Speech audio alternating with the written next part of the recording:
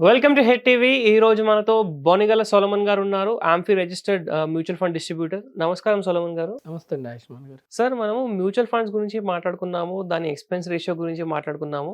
So, ప్రస్తుతానికి ఏంటంటే మనం లాంగ్ టర్మ్ కోసం ఇన్వెస్ట్‌మెంట్ చేసిన తర్వాత ఎప్పుడైతే దానికి విత్‌డ్రా చేసే సమయం వస్తుందో, కార్పస్‌గా చేసినా గానీ, లేదంటే ఎస్‌డబ్ల్యూపీ ద్వారా చేసినా గానీ, అప్పుడు మనకు గెయిన్స్ ఒస్తాయి కాబట్టి మనం పెట్టిన పెట్టుబడి మీద టాక్స్ అనేది మనం చెల్లించాలి గవర్నమెంట్‌కి.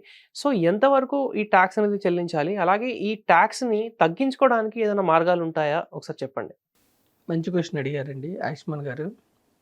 ఇప్పుడు చూడండి ఆయుష్మాన్ గారు, ఈక్విటీ మ్యూచువల్ ఫండ్స్‌లో హ్మ్. డబ్బు అందులో ఉన్నంత కాలం హ్మ్. ఈక్విటీస్ రూపేనా గానీ, ఈక్విటీ మ్యూచువల్ ఫండ్‌లో గానీ హ్మ్. ట్యాక్స్ కట్టే పని లేదు. అవును. ఇప్పుడు మన భారతదేశంలో రిచెస్ట్ పర్సన్ ఇన్ ఇండియా ఎవరు? ముఖేష్ అంబానీ. అదానీ గారు. హ్మ్. ఇప్పుడు ఇంతకుముందు అంబానీ గారు ఉండేవాళ్ళు. ఇప్పుడు అదానీ గారు. హ్మ్. ట్యాక్స్ ఎవరు ఎక్కువ పే చేయాలి మామూలుగా? అదాని గారు పే చేయాలి. కానీ ఆయన ఆయన చేస్తున్నారా? ఎవరు చేస్తున్నారు? షారుఖ్ ఖాను, అక్షయ్ కుమార్ వీళ్ళు చేస్తున్నారు. అంటే మన మన దేశం ఇచ్చిన అదృష్టం ఏమిటంటే ఈక్విటీస్‌లో డబ్బున్నంత కాలం హ్మ్. 10,00,000 కోట్లు గానీ, 15,00,000 కోట్లు కానీ ట్యాక్స్ పే చేసే అవసరం లేదు. మరి ఎప్పుడు ట్యాక్స్ పే చేయాలి? వెన్ యూ రిడీమ్ ఆ ఈక్విటీస్ నుంచి డబ్బు తీసుకుంటే అప్పుడు ట్యాక్స్ పే చేయాలి. ఓకే. అయితే దీనికి 2018కి ముందు ఈక్విటీస్ మీద ట్యాక్స్ లేదు. హ్మ్. అరుణ్ జైట్లీ గారు ట్యాక్స్ పెట్టారు. అప్పుడు ఎంత పెట్టారంటే లాభం అంటే ఈక్విటీస్‌లో 2 రకాలు. హ్మ్. 1 ఇయర్ లోపు, 1 ఇయర్ తర్వాత. హ్మ్. 1 ఇయర్ లోపు డబ్బు తీసుకుంటే దాన్ని షార్ట్ టర్మ్ అంటారు. 1 ఇయర్ తర్వాత అయితే లాంగ్ టర్మ్. అయితే ఫస్ట్ లాంగ్ టర్మ్ చెప్తాను. 1 ఇయర్ అప్పుడు 10% ఉండేది. సరే అప్పటిది మనకు అనవసరం. ఇప్పుడు మొన్న బడ్జెట్ నుంచి 12.5% అంటే ఎవరైతే ఈక్విటీస్‌లో డబ్బు పెట్టారో వాళ్ళు డబ్బు రిడీమ్ చేస్తే 12.5% ట్యాక్స్ కట్టాలి. దేని మీద కట్టాలి? లాభం గెయిన్ మీద. హ్మ్. దాన్ని ఏమంటారు? Long term capital gain tax. 1 year పైన ఉంటే long term capital gain talks.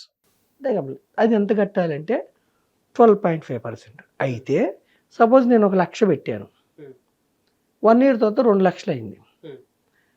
అంటే 1,00,000 లాభం వచ్చింది. మరి దాని మీద 12.5% కట్టాలా? కట్టకూడదు.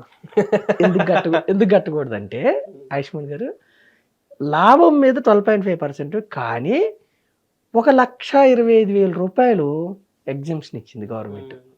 ప్రతి సంవత్సరం 1,25,000 ఎగ్జంప్షన్. 1,25,000 లాభం దాటితే దాని మీద 12.5%. సపోజ్ నేను ఒక 1,00,000 పెట్టాను.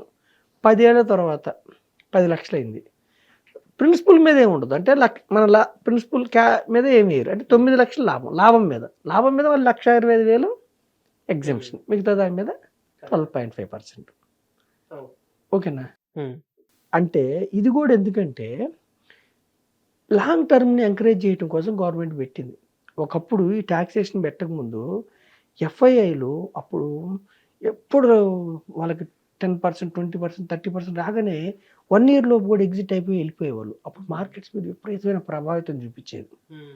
వాళ్ళు ఎల్లంగానే కుప్పకూడటం, అంటే మార్కెట్స్ డౌన్ అవటం, ఆర్డినరీ ఇన్వెస్టర్స్కి, ఇండివిజువల్ ఇన్స్టిట్యూషన్స్కి, ఇన్వెస్టర్స్కి హ్యూజ్ వాలటిలిటీ ఇబ్బంది అయ్యేది. అందుకని అది కంట్రోల్ చేయటం కోసం ట్యాక్సెస్ పెట్టారు. రెండోది గవర్నమెంట్కి రెవెన్యూ కూడా. ఇప్పుడు short term capital gain. Suppose 1 year లోపు తీసుకున్నారు. 1,00,000 పెట్టారు. 1 ఇయర్ లోపే 1,80,000 అయింది. సపోజ్ 2 అయింది అనుకోండి. 1 ఇయర్ లోపే 1 ఇయర్ లోపు తీసుకున్నారు. అప్పుడు ఎగ్జంప్షన్ ఏం లేదు. 20% ఆన్ గెయిన్. షార్ట్ టర్మ్ అయితే 20%, లాంగ్ టర్మ్ అయితే 12.5%. ఇది రిడీమ్ చేసినప్పుడే. అయితే దీనికి ట్యాక్స్ మనకు గెయిన్గా మనకి తప్పించుకోవడానికి మార్గాలు ఏమిటంటే 1.25 ఎగ్జంప్షన్ ఉంది కదా. ప్రతి సంవత్సరం ఒక 2,00,000 తీసుకున్నాం అనుకోండి. 1.25 ఎగ్జంప్షన్ ఉంది కదా. అవును. ఓకేనా? మళ్ళీ ప్రిన్సిపల్ కాంపోనెంట్ ఉంటుంది కదా. 1.25 ఎగ్జామ్షన్, ఇంకా 75,000. అందులో ప్రిన్సిపల్ కాంపోనెంట్ ఉంటుంది కదా, అవును. కొద్ది మొత్తంలో పడుతుంది. అట్లా ప్రతి సంవత్సరం తక్కువ తీసుకుంటే 2 లక్షలు రిడీమ్ చేస్తేనో తక్కువ ట్యాక్స్ పడుతుంది. ఓకే. తర్వాత ఇంకొకటి ఏమిటంటే ఇల్లు కొనుక్కుంటేనో ట్యాక్స్ సేవ్ అయ్యే అవకాశం. అది ఒకసారి గూగుల్లో సెర్చ్ చేసి చూడండి.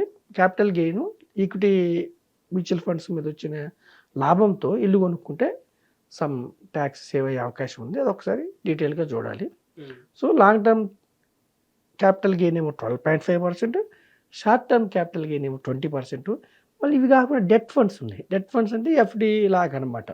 వాటికి మాత్రం ఎంత లాభం అన్నా రానివ్వండి, అతని యొక్క స్లాబ్ను బట్టి ఉంటుంది ఓకే. తీసుకున్న తర్వాత. ఇది ట్యాక్సేషన్ ఈ విధంగా ఉంటుంది. చాలా క్లియర్‌గా ఎక్స్‌ప్లెయిన్ చేస్తారండి టాక్సెస్ అనేది. ఎస్పెషల్లీ ఈ మ్యూచువల్ ఫండ్స్, ఈక్విటీస్ పైన. సో, ప్రతి ఒక్కరికి కూడా మనం చేస్తున్న ఇన్వెస్ట్‌మెంట్స్ పైన ఎప్పుడైతే రాబడి వస్తుందో, ఎప్పుడైతే మనం విత్‌డ్రా చేస్తామో, విత్‌డ్రా చేసినప్పుడు ఎంత టాక్స్ కట్టాలి అనేది ఈ వీడియో చూసాక క్లారిటీ అనేది వచ్చుంటుంది.